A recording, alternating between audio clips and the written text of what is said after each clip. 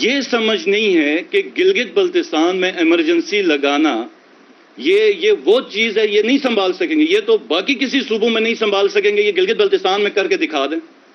میں اسٹارٹ لوں گا آئی جی پنجاب کی سٹیٹمنٹ کے ساتھ، اور میں ان کو داد بھی دوں گا اور ان کو شاباش بھی دوں گا کہ انہوں نے پروفیشنلزم کا ثبوت دیا، اپنے پروفیشنل ہونے کا، اور انہوں نے حقائق بیان کیے جو کہ کل پورے دن سے ایک خوفناک صورتحال انہوں نے بنائی تھی، اور جس کے اوپر پی ڈی ایم کی سینئر لیڈرشپ، گورنمنٹ آفیشلز، عہدیدار آ کے سٹیٹمنٹ دے رہے تھے اور دو سٹیٹس کی یا صوبوں کا تصادم کی خبریں اور صورتحال بنا رہے تھے، اور اس کے اوپر آرٹیکل 6 کی کارروائی کا مطالبہ کر رہے تھے، نہ صرف وفاقی سطح کے اوپر بلکہ گلگت بلتستان کے بھی 2-3 نمونے اس میں شامل تھے. اب جب چیز کلیئر ہو گئی ہے تو میں یہ بتانا چاہوں گا کہ ہم بڑے دکھی ہیں اور اداس ہیں. میں نے کل بھی کہا تھا کہ یہ پوری سٹیٹمنٹ جو ہے ایک بدنیتی کے اوپر مبنی ہے اور جھوٹ ہے. آج آئی جی پنجاب کی اپنی سٹیٹمنٹ سے وہ چیزیں کلیئر ہو گئیں. اور یہ بدنیتی اور جھوٹ کیوں ہے؟ کیونکہ انہوں نے پچھلے سال سے جب سے یہ آئے ہیں کیونکہ انہوں نے دیکھا کہ یہ دو جو ریجنز ہیں کے جے کے اور جی بی، بالخصوص جی بی، ان کا آرم ٹوسٹ کرنا بڑا آسان ہے کیونکہ ہم کانسٹیٹیوشنلی پروٹیکٹڈ نہیں ہیں. تو پچھلے 1 سال سے ہم عدم اعتماد کی صورتحال پہ فیس کر رہے ہیں. گورنمنٹ کو حساس علاقے میں، یہ میں گلگت بلتستان کے اوپر بات کر رہا ہوں کہ وفاقی حکومت گورنمنٹ چینج کرنے کے اوپر یہ لگی ہوئی. یہاں پہ کہیں صحافی ہیں، بلکہ کہیں انہوں نے ان کی نظروں سے بھی گزری ہوگی، جی بی کے صحافی بیٹھے ہوئے ابھی 2 دن سے، کل سے ایمرجنسی کی خبریں لا رہے ہیں کہ گلگت بلتستان کے اوپر یہ ایمرجنسی لگائیں گے. عدم اعتماد کا تو ہم 1 سال سے فیس کر رہے ہیں. بجٹ انہوں نے ہمیں نہیں دیا. ڈیولپمنٹ کا بجٹ جو کم دیا اس کے اوپر بھی بہت بڑا کاٹا مارا. ویٹ کی سبسڈی کے اوپر ہم بہت بڑا کرائسس فیس کر رہے ہیں. ریگولر بجٹ میں جو انہوں نے بعد میں ہم ان کے ساتھ بیٹھے، کافی ہماری ان کے ساتھ نیگوسیشنز ہوئی، اس کے اوپر بھی جو انہوں نے ایگری کیا وہ بھی ہمیں نہیں دیا. صورتحال یہ ہوئی کہ ہم ڈی جی سیٹس بھی نہیں چلا سکے، بجلی کی شدید لوڈ شیڈنگ. تو اب میں یہ بتانا چاہوں گا کہ ہم اب قانونی چارہ جوئی کا حق رکھتے ہیں. جس نے گلگت بلتستان کی پولیس کو بدنام کیا، گلگت بلتستان کو بدنام کیا، مس انفارمیشن پھیلائی ہے جان بوجھ کے، کیونکہ یہ ان کا یہی طریقہ تھا جو پچھلے 1 سال سے کر رہے تھے.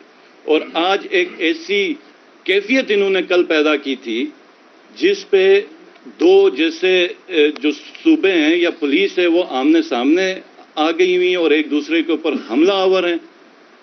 تو یہ جس نے کیا، جو سٹیٹمنٹس دی ہیں ان کو جواب دینا پڑے گا، کیونکہ کل یہی تھے جو آرٹیکل 6 کی باتیں کر رہے تھے، قانونی چارہ جوئی کی بات کر رہے تھے.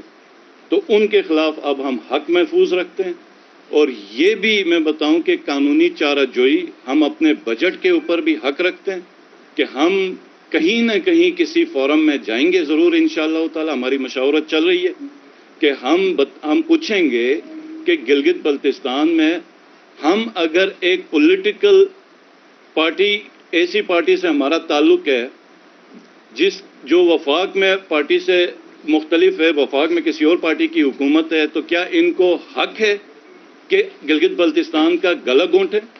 ہم این ایف سی میں نہیں ہیں، ہم آئین میں نہیں ہیں، تو ہمارا قصور ہے؟ یہ گلگت بلتستان کے لوگوں کا قصور ہے؟ یہ ہماری نااہلی ہے کہ ہم آئین میں پروٹیکٹڈ نہیں ہیں؟ اور جب ہم آئین میں پروٹیکٹڈ نہیں ہیں تو کسی بھی حکومت کا جب چاہے دل کرے وہ آ کے ہمارا بجٹ بند کرے.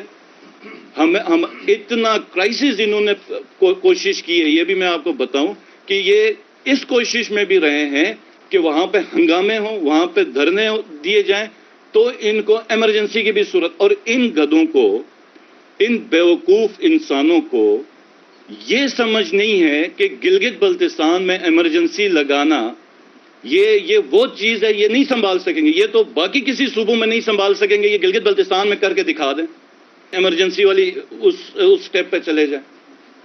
عدم اعتماد تو یہ کافی عرصے سے کوشش کر رہے ہیں. اس کے بعد یہ کیوس کس طرح کریٹ کریں کہ یہاں پر فنڈز نہیں دے کے.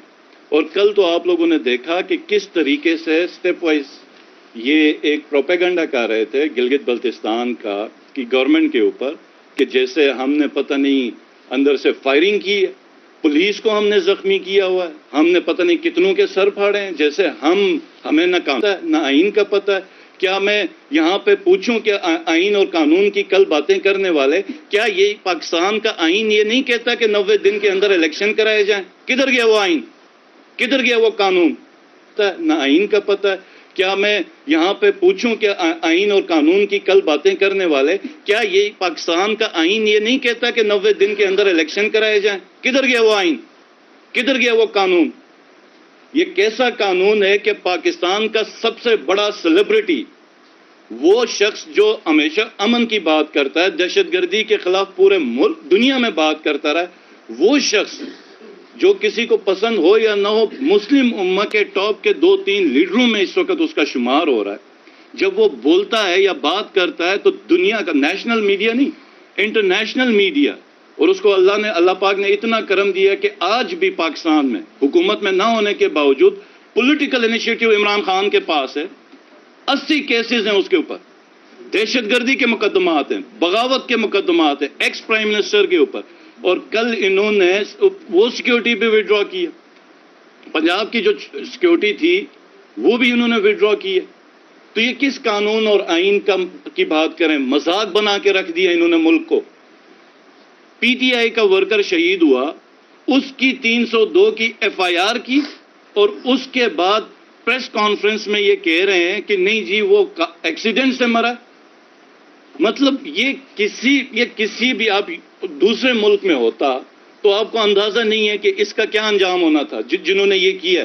تو یہ ایک موکری ہے پورے سسٹم کی, اور خدا را اس سسٹم کو اتنا گندا نہ کریں کہ لوگوں کا اس نظام سے, اس سسٹم سے اعتبار اٹھ جائے, لوگ اپنے فیصلے خود کرنے کے لیے روڈوں پہ نہ نکل آئیں. میں جب اندر ہم لوگ سٹک ہو گئے, محصور ہو گئے, تو پنجاب پولیس کے ایک جوان کی میں نے حالت دیکھی جو اندر سیکیورٹی پہ تھا, سول وردی پہ. جب خان صاحب تھوڑی دیر کے لیے باہر آئے تو وہ بلک بلک کے رویا, میرے سامنے وہ بندہ رویا اور ہاتھ اٹھا کے اس نے دعا کی خان صاحب کے لیے. آپ اداروں کو تباہ کر رہے ہیں, آپ لوگوں کو تباہ کریں, آپ لوگوں کو مجبور کر رہے ہیں کہ لوگ نکلیں اور اپنے اداروں کے ساتھ آ کے لڑائی کریں. تو خدا را ہوش میں ہے, اور اس ڈگر کے اوپر